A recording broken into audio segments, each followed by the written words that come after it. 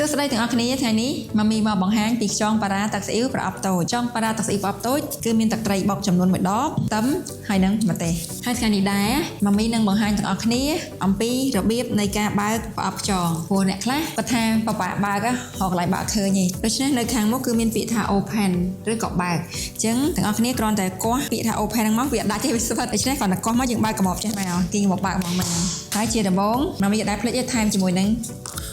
ខ្ទឹមដាក់ខ្ទឹមបន្តិចចូលទៅច្រឡំមិនមែនខ្ទឹមទេម្ទេសដាក់ម្ទេសបន្តិចចូលទៅដោយសារចូលចិត្តញ៉ាំខ្ទឹមមកពេលចឹងភ្លេចខ្លួននេះខ្ទឹមដាក់ខ្ទឹមបន្តិចចូលទៅមកដាក់បន្តិចដាក់ច្រើនហ្មងទៅ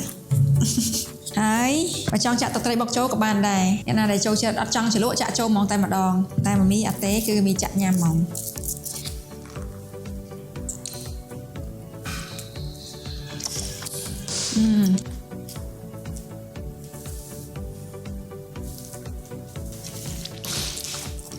ចង់ហ្នឹងកុំច្រឡំណាចាក់ដោយគូតទេម៉ាមីក៏ចាក់ដោយដែរទោះជាស្ងោរហើយឆ្អិនភ្លាមចាក់ភ្លាមក៏អត់ដោយគូតដែរ